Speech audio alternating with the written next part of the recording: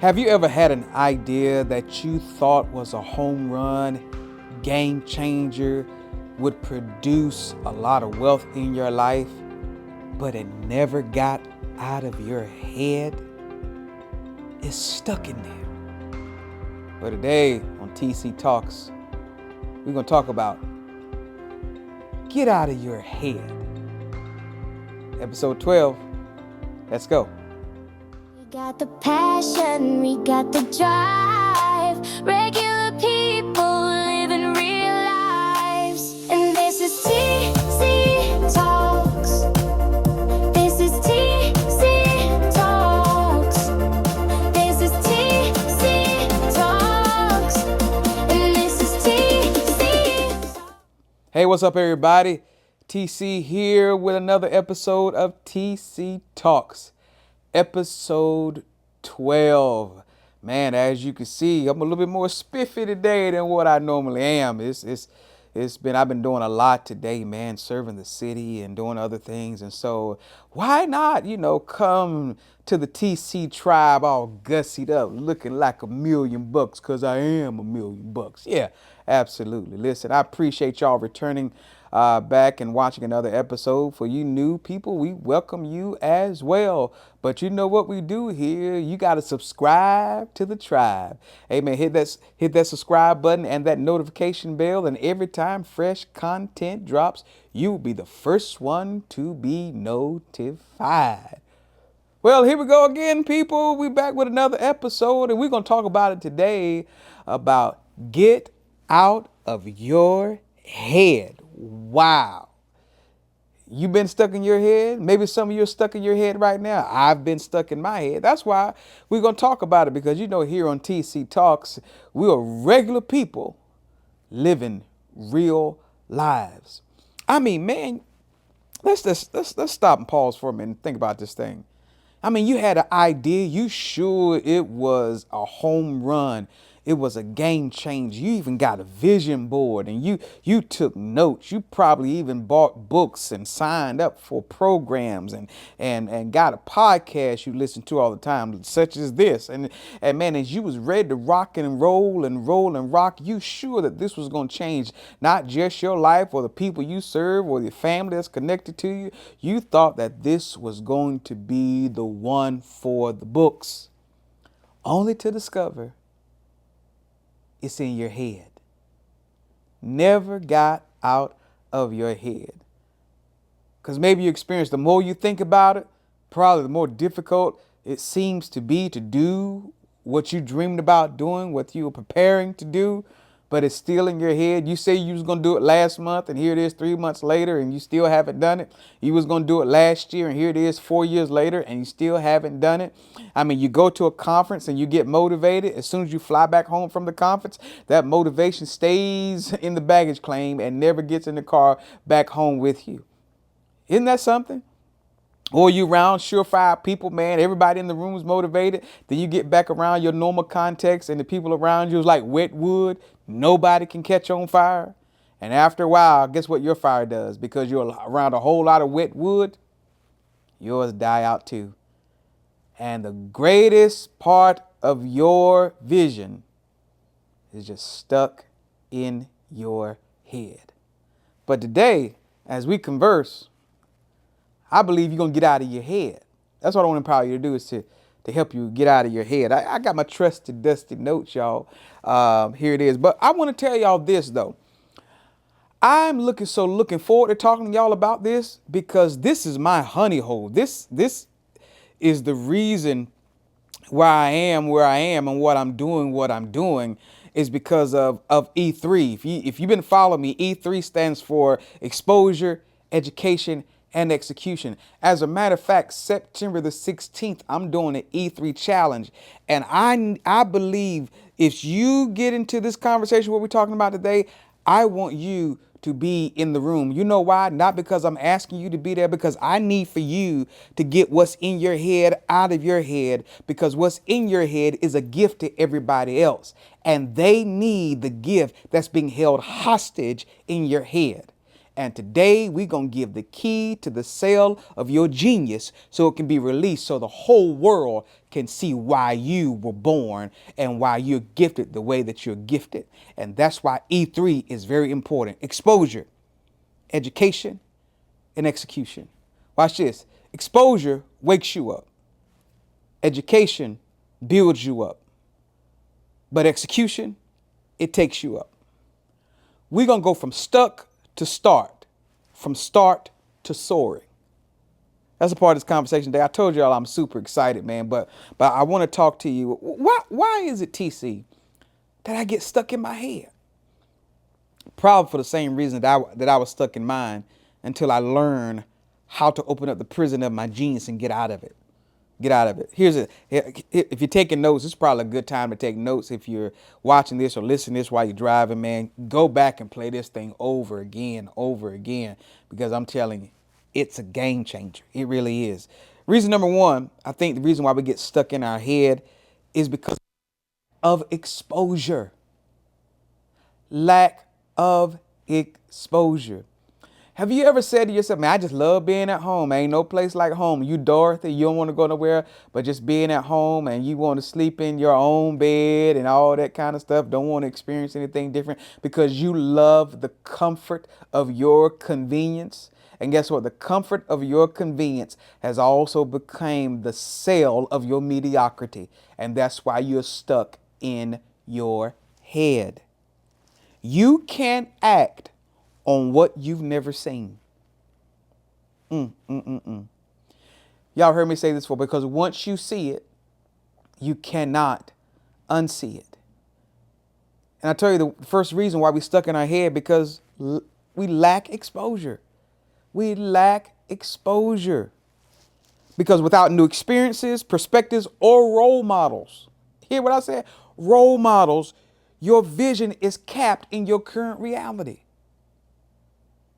Without a fresh perspective, without a role model, without a new experience, your vision is capped. It's hitting a ceiling in your current reality and can't go any further.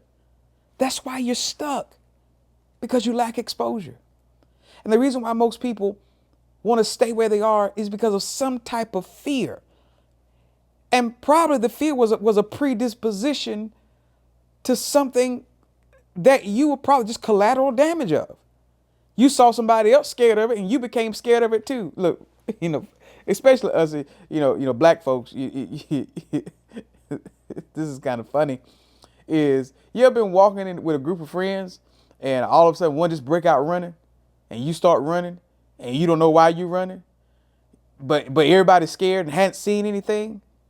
That's what I mean by being predisposed to a fear that didn't have anything to do with you. You was just kin to someone or connected to someone who started running and they didn't know why, and you just mimic their actions.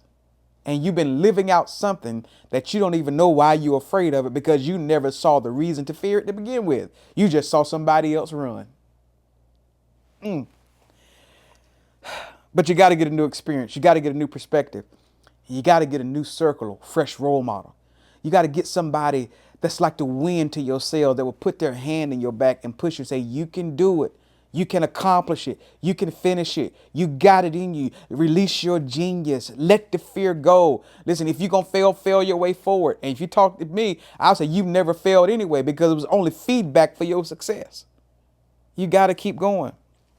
And watch this. When you've only been exposed, I love this part, to branch level thinking, you can't imagine flight level possibilities. If you've only been exposed to branch level thinking, you can't imagine flight level possibilities. I'm thinking about something earlier today, man, and it's that you ever heard the term, people, you don't want to ruffle nobody's feathers now. Don't want to, you don't want to ruffle nobody's feathers. In other words, you don't want to make any impact. You don't want to cause any uproar. You don't want to bring any change into the game. You want to keep everything the way that it is. You know what I discovered about ruffled feathers? Ruffled feathers are only a product of the birds that are flying. But ruffled feathers are never a product of the birds that sit on branches.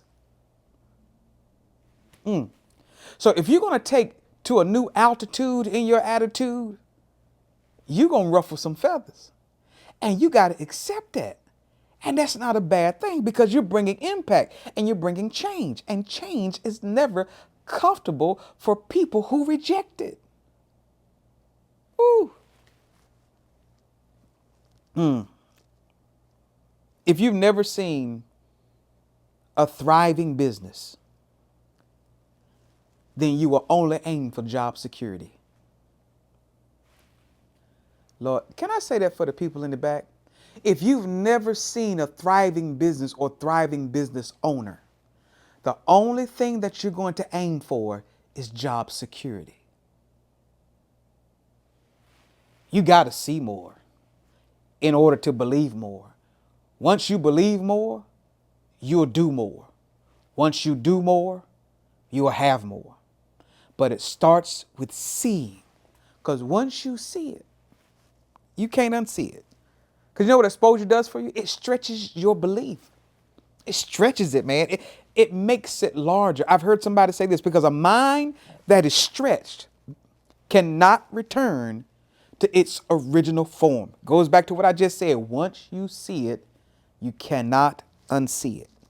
Exposure stretches your belief system. Good gracious. And it primes you for bigger action. It's like the primer in the pump. You know, back in the day, they had the old fashioned wells that you pump like this. And I remember those back in the day. I'm a 70s baby, but I remember you just couldn't go up to the pump and just start pumping and the water come out. They would have a bucket of water sitting next to the pump. And what the bucket of water was, that was the primer water. It wasn't the primary water, but it was the priming water. It was the water that you poured down into the hole of the pump to get the air out the line, to hit the source water, to get it coming out the pump. And that's what exposure does. It gets the air out of your head. Yikes! Ooh! I don't want to talk to any more airheads. I want you to get the air out of your head so when you hit the pump of your creativity, the only thing that's coming out is nothing but pure genius. God almighty, I'm going to go back and watch this myself. I sure am. What? Ever say exposure? If you're watching this in the comment section, type exposure. This is what the E3 challenge does for you. September the 16th. I'm going to drop it in there. Because we're going to get the air out your head. There's too much genius in you for you to accept a mediocre status. Too much. All right. That's reason number one. Reason number two is this. The reason why we stuck in our head, because of unfinished business or unapplied education. Unfinished business or task or unapplied educations. I mean, you got your library at your house. You probably got 100 books on why you need to do what you need to do, how, when, what, where. Put this system together. Put that system together. Who, not how. Those things, good to great, books like that, Atomic Habits, books like that, the Ruthless Elimination of Hurry, books like that. You got all those wonderful books in your library. But let me tell you something about that. Knowing more doesn't help you apply it. Let me add one more word in there. Knowing more doesn't help you apply it ever. Just because you know more doesn't mean you're going to do more. And there's some people who are addicted to the opioid of new information, because they think just knowing it is doing it. But that is so not the case. That is so not true. Watch this. Because when you collect new information and don't apply it, you just accumulate new information, that equates to analysis paralysis.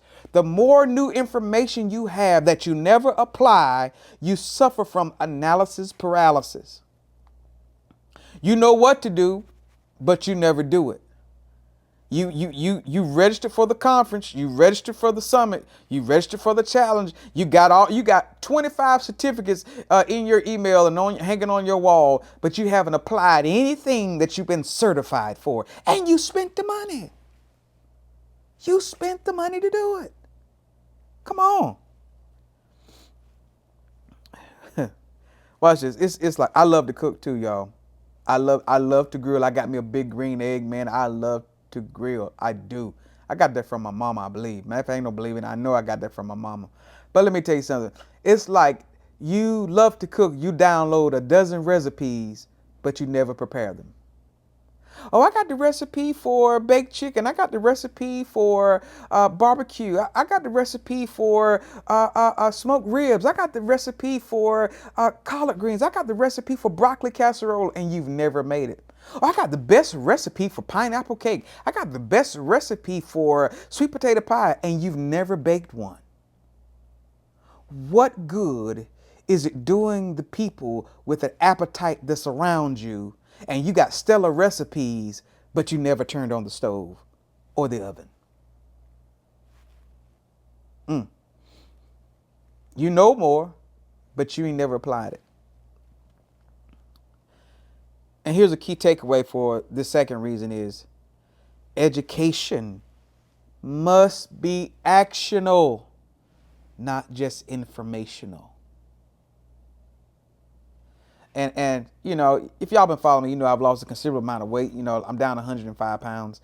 And I've been around people all the time. And this is no indictment of people who are, you know, struggling with weight loss, because I did it for a long time. And so I am not putting myself up on a pedestal at all.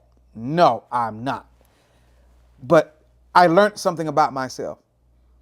I had sleep apnea, and I wasn't resting well, and my wife noticed it when I was laying in the bed, and she said, you might need to go get yourself checked out. Well, guess what? She gave me some information that I didn't know, because I can't see myself sleep. And so she told me about it. And so I didn't just sit on the information. I actually went and got a test. And when I went and got a test, man, I discovered I had stopped breathing for several times within a short amount of time. I was like, wow. And I said, thank God for somebody around me who pays attention to me. And watch this. And I appreciate her giving me the information. I didn't just receive it and say, oh, whatever. I acted on the information. And as a result, my life got better. I got serious about my health and got myself together. And here it is, almost 2 years later, 105 pounds down. Because I just didn't get the information. I made the information actionable and change. Look at good God Almighty.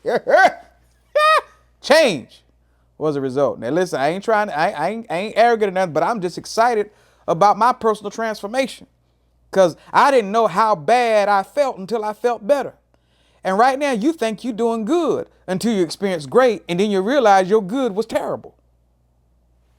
Rewind that and get that later. I don't want to repeat it. All right, third and final one, because, man, this one here is like, this is a game changer. Why do you stay stuck in your head? Why? Fear of execution. I know what to do, TC. I'm just scared to do it. Because once I step my foot outside the door, then I invite the critics to pay attention to my actions. And I don't want my actions criticized by anyone, especially if they don't produce what I expect them to produce when I do it. You're scared to launch because you've already failed in your head. Good Lord. You're scared to launch because you've already pictured the failure in your head. That's why you got to get out of your head. Because overthinking magnifies the risk and it minimizes the potential reward. Again, like I say, you thought about something like, man, this would be a good idea to do this. Man, you know how many people are already doing that? Man, you know how many people already done failed at that? And you get ready to do that. And look, this is not people talking to you. This is you talking to yourself in your head. And next day, you know, you're like, man, you're right. I ain't no need me even doing that. That's crazy. I ain't got, where I'm going to get the money from? How I'm going to start? I don't know how to do that. You already disqualify yourself and you picture and you paint the picture of failure in your head before you even start. And I've said this before and I'll say it again. What stops the majority of people is the start. And then, you know why there's a fear to execute? Is because execution forces you to face the feedback. Because if you do nothing, you have nothing to get feedback for. If you do nothing, there is nothing to analyze. If you do nothing, then there's nothing for anybody or even you to criticize. So the safest place is to do nothing. No, that is a lie. You have to overcome the fear of feedback, even when you think it's not favorable. Because watch this, even less favorable feedback is still good feedback because it lets you know what to correct and what to work on and what to master.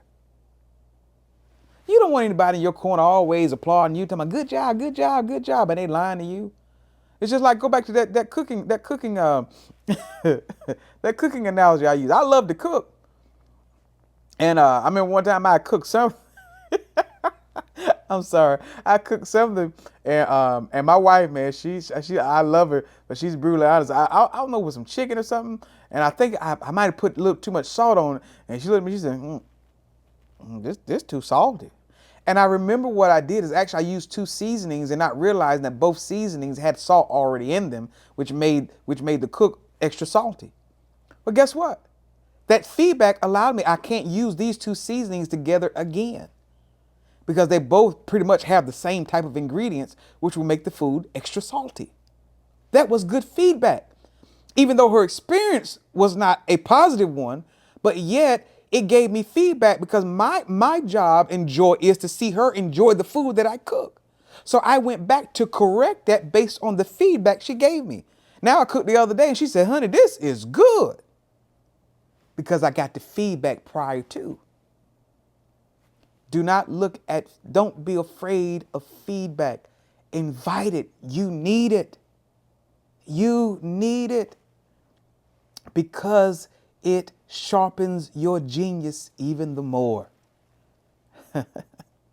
Man. All right. I'm almost finished, y'all. My time is almost out. I hope this is helping you. I'm just looking at my notes, and there's just some things. I got so many notes, and I don't want to overwhelm you with this.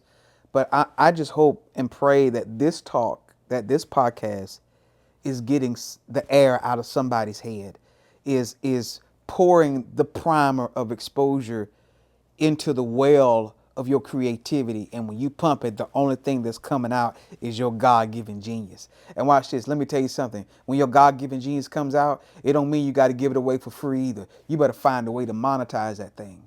Because let me tell you something. People don't value stuff that you give away for free. And when you owe it to the world to produce a product that we can purchase and make our life better. And then when our life get better, guess what? It's our job to make somebody else's life better. That's what doing business is all about. TC, I know where you jump in business. I thought we were just talking. I am just talking. But maybe I'm talking to an entrepreneur, a business owner, or somebody in an executive role that's responsible for the livelihoods of people who are making your business run and your corporation run and your department run. We got to get out of our heads, man. We got to get out of our heads. So, and I'll close with this. If you're stuck in your head, you're blocking your breakthrough. That's why it's so important. You have to get out of your head. And I invite you, September the 16th, to sign up for the E3 challenge. I'm going to put it in the comment section. And I want you to click on it and sign up for the challenge September the 16th, because you're going to get momentum in 90 minutes. We're going to give you a 7-day sprint plan. Included, we're going to give you an E3 toolkit. Because I don't just want to talk to you. I'm just not trying to sell you something. I'm just not trying to get you to do something extra. I'm trying to get you to get out of your head. Because I sense it, even though you're not here in the studio and I'm talking to you, I sense that there's genius that needs a prison break. That's why you got to get out of your head. Man, this has been a wonderful conversation today on TC Talks. I appreciate you so much. You know, I really, really, really do. There's so much more in you, and that's why we're talking together. And I want you, if you haven't subscribed, subscribe to the channel. And share this episode with somebody that you believe will be of a great benefit receiving our and hearing our conversation. It's awesome. And again, I'm going to drop this at the end of the episode. The E3 Challenge is September the 16th. Exposure wakes you up. Education builds you up. Execution takes you up. Yeah, it's going to help you get out of your head. All right, my friends, my time is out for this episode. But you know what? Before I go, remember, live a life so that others can say, now me and you, that right there, that is hope in motion. Until the next episode, my friend, this is TC on TC Talks. I'll see you soon.